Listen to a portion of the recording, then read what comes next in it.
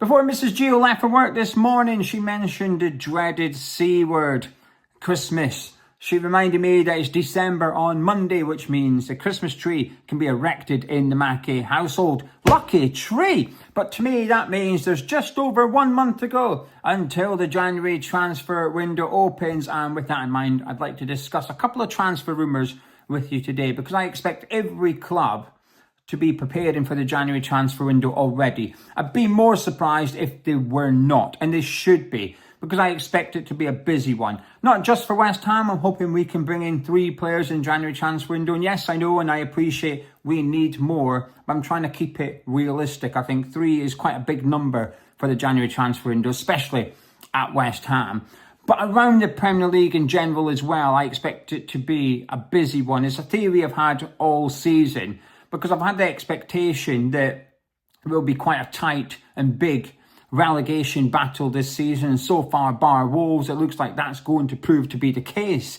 And therefore, quite a few clubs are going to go into the January transfer window believing that if they can bring in a couple of players, it will maximise their chances of surviving relegations. There's a few clubs in the thick of it, and there's a couple of clubs looking over their shoulders already. But not just at the bottom of the Premier League, at the other end of the Premier League as well. It is tight.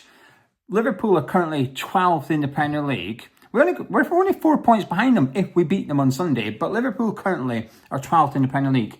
They're only 5 points behind Chelsea, who are second. Right now, that table is tight for European spots and for relegation spots. And I appreciate there's a lot of football to be played between now and the 1st of January, but we're speaking about preparing for the January transfer window now. I think every club will be making plans, and most clubs will be doing business, especially West Ham. So the 2 transfer rumours I want to discuss today. The first one is Cajetan Lenz, the Bochum central midfielder. I'll be honest with you, I've never heard of him until this morning. I've seen a transfer rumour this morning, and it's come from Plettenberg, who is a Sky Sports reporter for Sky Sports Germany, reports on the Bundesliga. And he is a good reporter. I think he's a good journalist. I think he's quite reliable as well. He was the one that broke the Mohamed Kudus release clause news a year ago, going into that January transfer window. Now, he's reporting that West Ham have approached the agent of Lenz already. And the source of this transfer news, if you like, is the agent himself. So I do believe Plettenberg, in the sense that he's got this news from what he considers to be a reliable source, which is the player's agent, and he's just putting it out there. Sky Sports Germany are also reporting that every Bundesliga club except Bayern Munich are interested in him. They're scouting him, they're monitoring him, they want to buy him. Insert whatever word you want. All the Bundesliga clubs bar Bayern Munich are interested in Lenz. Now, I had a quick look because I've never heard of him. Bochum play in the 2nd division in Germany. They got relegated last season, and this is his first full season in professional football. He's just 19 years of age. He's represented Germany at under 20 level as well.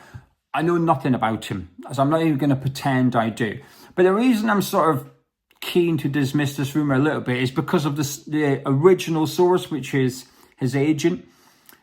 If a player was genuinely close to joining a club, or a club was serious about getting that player, sometimes it can be kept a little bit hush-hush. So when an agent starts touting his player's name out there, I think we are being used to drum up interest and to alert other clubs that he could be available in the January transfer window, and that there's a lot of clubs interested. So I'm going to dismiss this one, partly because I've never heard of him, so therefore it's hard to decide, but also just the profile of the player in regards to his experience, or lack of in this case. In the January transfer window, I think what we need to bring in are players that are ready today, players that are set to make an impact on Nuno's squad immediately. This one feels like it would be a signing with an eye on next season, the season after, almost like a Magasa type signing. And there's nothing wrong with those types of signings. That's what I want to see at West Ham long term. That's what I want to see at West Ham in the summer. But in January, ideally, we'd bring in players that Nuno will begin using immediately, because he likes having a small squad anyway. And I think over the next couple of weeks, I think we will start to see some players not get any more opportunities. Nuno's spoken about how he'll give everyone a chance, but I think you might only get 1 or 2 games, and if Nuno doesn't like you, and you might find yourself frozen out quite quickly.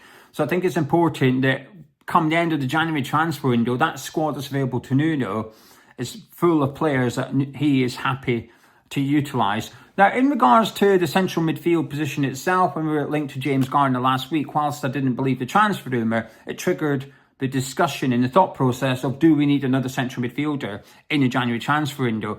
I think it's an absolute must. We get in a top striker and a top centre-back, 2 players that walks into the starting 11. Now, I say that, Callum Wilson continues the form he's in. He will retain that shirt on merit.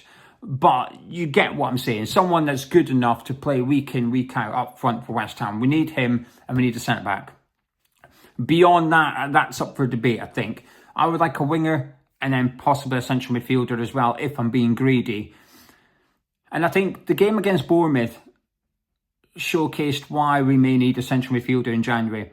Because Somerville was out, and he brought in the only other winger in Guilherme. And I think it showcased why we need a winger in January too. But it was just as close to a like-for-like substitute as we could. Guilherme coming in for Somerville. But Paqueta was out, and Nuno stressed he's irreplaceable, and I tend to agree. We don't have a player like Paqueta in the team, but he had a lot of options there in terms of personnel. He had Magassa, he's got James Ward-Prowse, he's got Rodriguez, he's got Irving, he's got Souček, he's got George Earthy. He had a lot of players he could bring in and put in to the central midfield position. He chose not to do any of those. He chose to bring in Igor and switch to back 3. So his solution to make up for the absence of Lucas Paqueta was to change formation. Is that a reflection of Lucas Paqueta? Is that a reflection of the options available? Is that a reflection of the fact that we're playing Bournemouth and he wanted to go to a back 3 anyway? It could be any or all of those. But what I do know is he switched to back 3 rather than bringing in a central midfielder. So maybe the need for someone else in that squad, so Paqueta is out in the second half of the season, or Fernandez is out, we don't go to a back 3, we bring in the newbie instead.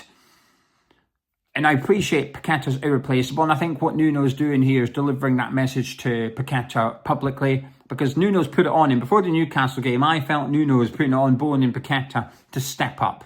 And I feel like both of them did. I thought they were both excellent against Newcastle. And I think this is continuing massaging Paqueta's ego in public to try and get the best out of him so that he can be the main guy at West Ham for the rest of the season. And I think that's what Nuno's trying to do. Make Paqueta feel like the most important player, and hopefully the performances will reflect that as well. So central midfielder in January, it's still a tick for me, but whether it's Lenz or Bochum, I'm unsure of. Well, I'm going to say no, because the agent is the source. Therefore, I think the agent is just running his mouth in order to get interest in his player. Now, another player being linked to is also from the Bundesliga, but the top division this time, and that's Bayern Munich's Sacha Boey. Now, he's one of those players I think everyone's heard of, but perhaps seen play very little. I've seen him play a handful of times, mainly for Galatasaray. But he was in France at Rennes, went up to Galatasaray, then he went to Bayern Munich for 25 million. It's not quite worked out. Now, I've only seen Bayern Munich play a couple of times this season, but they've started both. So when I seen him linked to him, and it said that he was sort of like not playing very much, the article stated that, I thought, the 2 games I've seen, he's played most of the games. So I had a look, and right enough, he's played most of the season so far. But the last couple of games, he's been an unused sub. And a couple of games prior to that, he came off the bench with very limited minutes at the end. So it's a transfer that hasn't quite worked out for him. But prior to his move to Germany, he was being linked to the likes of PSG. Sacha himself has spoken about potentially joining Arsenal before he joined Galatasaray. So he's been linked, pick a European club, a big European club, and Boey's probably been linked to it. Now, I don't believe this rumour at all. The price tag's around about 15 million, which I think might be a bit light. I think it would cost a little bit more than that if you were to get him out of Bayern Munich. I think they'd be looking to recover what they paid for him, because he's still a good player, and at 25 years old, he's still a good age as well. But the reason I'm dismissing it is because, well, first and foremost, he's a right back, but also the reason apparently we are looking at him is for cover for the African Cup of Nations. Now, obviously, we lose Adam Wan-Bissaka and El Hadji Malik Diouf to the African Cup of Nations. But the thing is, I almost find this lazy journalism because the African Cup of Nations starts in December, closer to Christmas than the start of December, admittedly. But the group stages of the tournament are actually finished before the January transfer window opens. Now, Senegal are one of the favourites to win the tournament, and Congo are actually in the same group as Senegal, so Wan-Bissaka and Diouf are actually in the same group. And the way it works is the top two go through, and then I think it's the four best placed, third place teams go through to the knockouts as well. There's more countries going through than going out anyway. And so I think it's fair to assume that Senegal and Congo will both go through to the knockout stages. Now, the winner of the group will play their first knockout game on the 3rd of January. Again, we can assume that they're going to advance, but should they go out in the first round of the knockout games, then they're back, like 4th or 5th of January, they're back to West Ham. The African Cup of Nations actually finishes up the 18th of January. That's the end and the final, the conclusion of the tournament. So that's the latest. The latest we will have Diouf and Wan-Bissaka back, and that's if they go on to play in the final, will be the 28th of January or something. So they will miss some games, of course they will.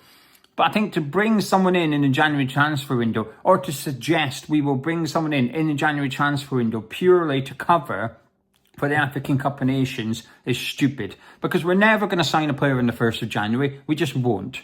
So if you give the club the benefit of the doubt and they got a full-back in really quickly in January, so they rocked up on the 4th or the 5th of January, right?